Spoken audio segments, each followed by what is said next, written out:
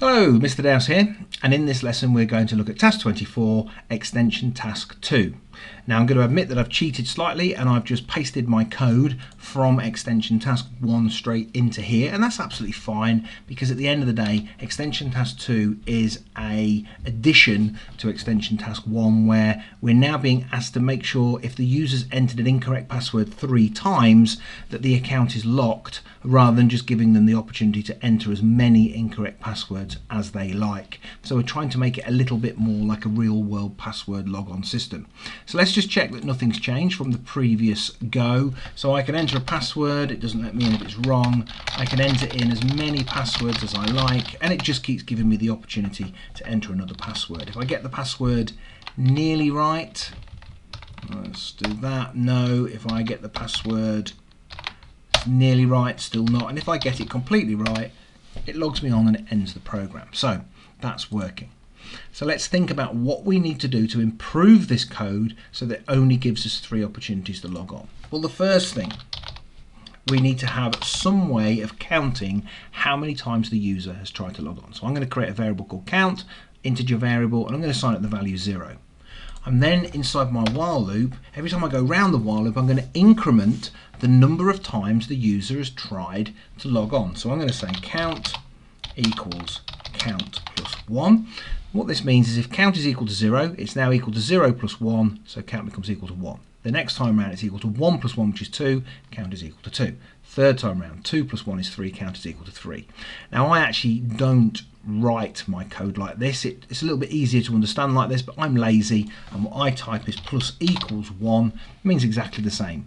Count is equal to itself plus 1, so count becomes equal to 1, then 2, then 3, then 4, then 5. So that's just the way I write it, because computer scientists are lazy and we don't like to write more code than we have to.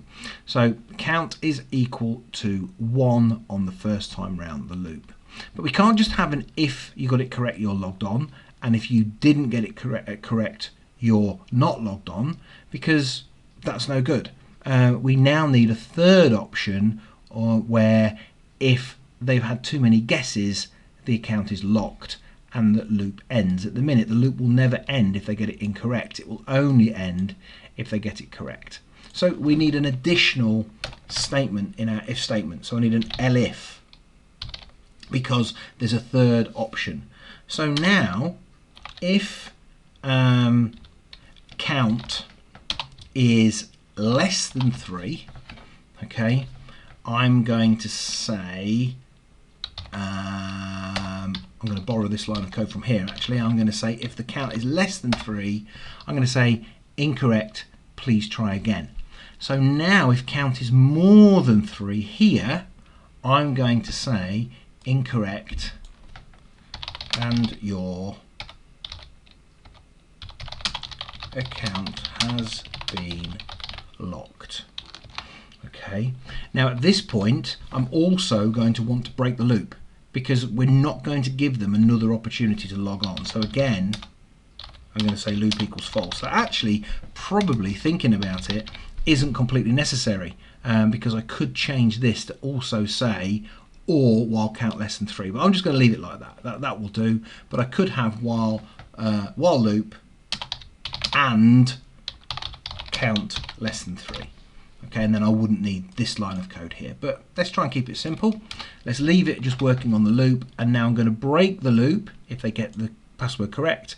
I'm going to break the loop if their account has been locked, and if the count is less than 3 and they got their password wrong, it's going to say incorrect and give them another opportunity to get it right. So what have I done? I've added a count variable.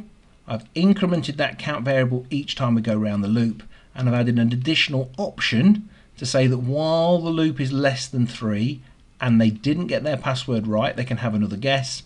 But if the count is greater than 3 or equal to 3, okay, then their account has been locked and the loop is equal to false. I've got a feeling actually that's going to stop too early and I might have to tweak that. Let's run it and see. So let's run the module and enter my password. My password is QWERTY, that isn't right. My password is Mr. Dowse, and that isn't right. And my password is Bob, and that isn't right, and my account's been locked. So that's perfect. 1 guess, 2 guesses, 3 guesses, and my account has now been locked.